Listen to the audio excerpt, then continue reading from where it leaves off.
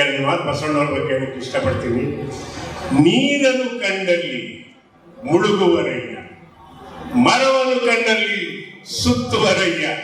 ನೀರನ್ನು ಕಂಡಲ್ಲಿ ಮುಳುಗುವರಯ್ಯ, ಮರವನ್ನು ಕಂಡಲ್ಲಿ ಸುತ್ತುವರಯ್ಯ. ಬತ್ತುವ ಜಲವ ಒಣಗುವ ಮರವ ನೆಚ್ಚಿದವರು ನಿಮ್ಮ ಎತ್ತ ಬಲ್ಲರಯ್ಯ ಕೂಡಲ ಸಂಗಮ ದೇವ. ಇದು ಬಸವಣ್ಣವ್ರು ಹೇಳೋ ಮಾತು. ಯಾಕೆಂದ್ರೆ ಬತ್ತೋಗೋ ಜಲನ ಒಣಗೋಗೋ ಮರನ ನೆಚ್ಚಿದವರು ಕೂಡಲ ಸಂಗಮನ ಅರ್ಥಕೊಳ್ಳೋದಕ್ಕೆ ಹೆಂಗೆ ಸಾಧ್ಯ? ಅವರ ಅರ್ಥದಲ್ಲಿ ಇಷ್ಟೇ, ನೀವು ನಂಬ್ತಿರೋ ಬಿಡ್ತಿರೋ, ಜಗದಗಲ ಮುಗಿಲಗಲ ನಿಗೆಯಗಲ ನಿಮ್ಮಗಲ, ಪಾತಾಳದಿಂದತ್ತ ನಿಮ್ಮ ಶ್ರೀಚರಣ, ಬ್ರಹ್ಮಾಂಡದಿಂದತ್ತ ನಿಮ್ಮ ಶ್ರೀಮಕುಟ, ಅಗಮ್ಯ ಅಗೋಚರ ಅಪ್ರತಿಮಲಿಂಗವೇ ಎಂದು ಎನ್ನ ಕರಸ್ಥಳಕ್ಕೆ ಬಂದು ಚುಡುಕಾದಿರಯ್ಯ. ನೋಡಿ, ಅದಕ್ಕಿಂತ ಇನ್ನೊಂದು ಬದುಕಿದ್ದು ಒಂದು ವಚನ ಸಾಕು.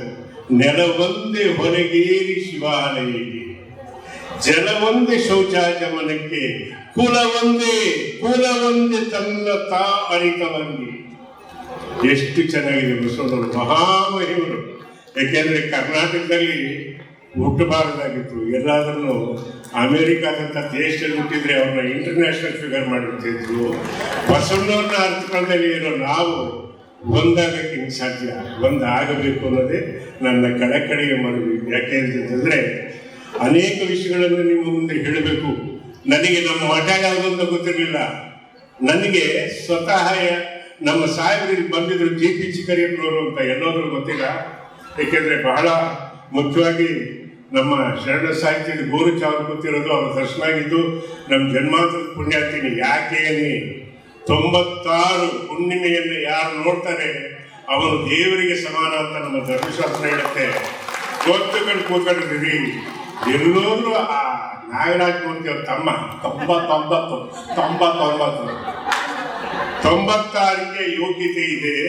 ಅದಕ್ಕಿಂತ 3 ವರ್ಷ ಇದು ಮಾಡಿದ್ದಾರೆ.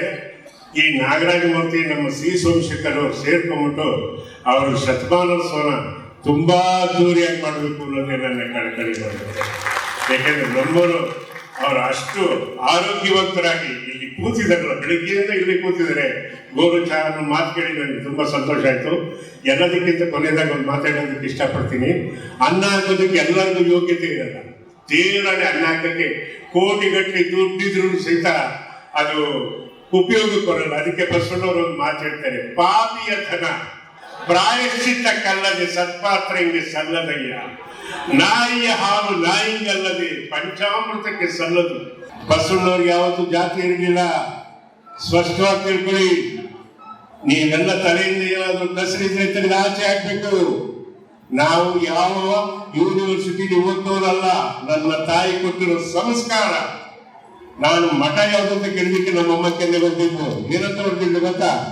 ಕುಲ ಎನಿಸ್ಬೇಡಪ್ಪ ವಿವೇಕಿ, ಕುಲ ಎನಿಸ್ಬೇಡ, ಕುಳವಾಡಿ ಚಿಕ್ಕಪ್ಪ ಅಂತಾನೆ. ಎಷ್ಟು ಚೆನ್ನಾಗಿದೆ ನೋಡಿ ನನ್ನ ತಾಯಿ ಕೊಟ್ಟ ಸಂಸ್ಕಾರ. ಅದಕ್ಕೆ ಧೈರ್ಯವಾಗಿ ನಾನು ಎಲ್ಲ ಮುಂದೆ ಹೇಳ್ತೀನಿ. ನಿಮ್ಗೆ ಇನ್ನೊಂದು ವಿಷಯ ಬಸವಣ್ಣವ್ರ ಬಗ್ಗೆ ಹೇಳ್ಬಿಟ್ಟು ನನ್ನ ಮಾತಿಗೆ ವಿರಾಮ ಹಾಕ್ತೀನಿ.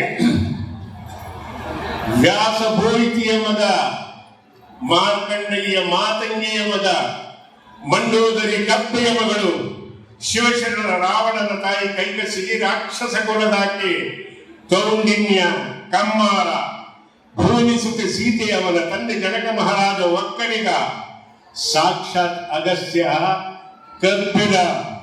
ಕುಲವನ್ನು ಅರಸಿ ಮುನ್ನೇನಾದಿರಿಂಬೋ ಅನ್ನೋ ಮಾತನ್ನ ಬಸವಣ್ಣವರು ಅನುಭವ ಹೊಂದೋದಲ್ಲಿ ಹೇಳ್ತಾರೆ. ಸಮತೆ ಸಮಾನತೆ ಯಾವ್ದಾದ್ರೆ ಕಾಲ ಅಂದ್ರೆ ಶರಣರ ಕಾಲ. ಬಸವಣ್ಣವರು ಇನ್ನೊಂದು ಒಳ್ಳೆ ಮಾತಾಡ್ತಾರೆ.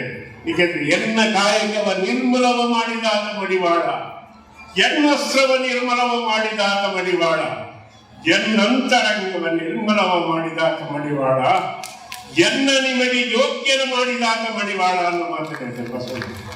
ಏಕೆಂದ್ರೆ ಬಸವಣ್ಣ ಮಹಾನುಭಾವ, ಬಹಳ ವೀರರ. ಏಕೆಂತಂದ್ರೆ ಅವನೇನ್ ಮಾಡ್ತಾನೆ, ಅಂತರ್ಜಾತಿ ವಿವಾಹಗಳನ್ನು ಯಾಕೆ ತರ್ತಾನೆ ಅಂದ್ರೆ, ಕೆಲವರು ನಮ್ಮಲ್ಲಿ ಇವತ್ತಿಗೂ ಆ ಸಂಪ್ರದಾಯ ಉಂಟು. ಮಗಳನ್ನ ಹೊರಗಡೆ ಕೊಟ್ಟರೆ ಎಲ್ಲೋ ಹೋಗ್ಬಿಡುತ್ತೆ ಅಂತ ಅಕ್ಕನ ಮಗಳೇ ಮದುವೆ ಆಗೋದು. ಇತ್ತೀಚೆಗೆ ಜೆನೆಟಿಕ್ ಪ್ರಾಬ್ಲಮ್ ಅಂತ ಬರ್ತಾ ಇದೆ. ಸೊಂಟದಿಂದ ಕೆಳಗಡೆ ಅಶಕ್ತರಾಗ್ತಾರೆ, ನಿಲ್ಲ ತಾಕತ್ತಿರಲ್ಲ. ಅದಕ್ಕೋಸ್ಕರ ಹೇಳ್ತಾ ಇದ್ದೀನಿ, ಅವತ್ತಿನ ಕಾಲಕ್ಕೆ ಅಂತರ್ಜಾತಿ ವಿವಾಹ ತಂದವರಿಗೆ ಒಳ್ಳೇದಾಗಿ ಅಂತ ಹೇಳ್ಬಿಟ್ಟು ನನಗೆ ಅತ್ಯಂತ ಇಷ್ಟನಾದ ಒಬ್ಬ ಕವಿ ಒಂದೇಳು ಮಾತಿದೆ, ನನ್ನ ದೇಹದ ಬೂದಿಯನ್ನು ಗಾಳಿಯಲ್ಲಿ ತೂರಿಬಿಡಿ, ನನ್ನ ದೇಹದ ಬೂದಿಯನ್ನು ಗಾಳಿಯಲ್ಲಿ ತೂರಿಬಿಡಿ, ಹೋಗಿ ಬೀಳಲಿ ಭತ್ತ ಬೆಳೆಯುವಲ್ಲಿ. ಆ ಬೂದಿ ಬಿದ್ದಲ್ಲಿ ಪೈರೊಂದು ಮೊಳಕೆ ಹೊಡೆದರೆ ಧನ್ಯವಾಯಿತು ಬಾಳು, ಧನ್ಯವಾಯಿತು ಬಾಳು ಸಾವಿನಲ್ಲಿ. ನಮಸ್ಕಾರ ಎಲ್ರಿಗೂ.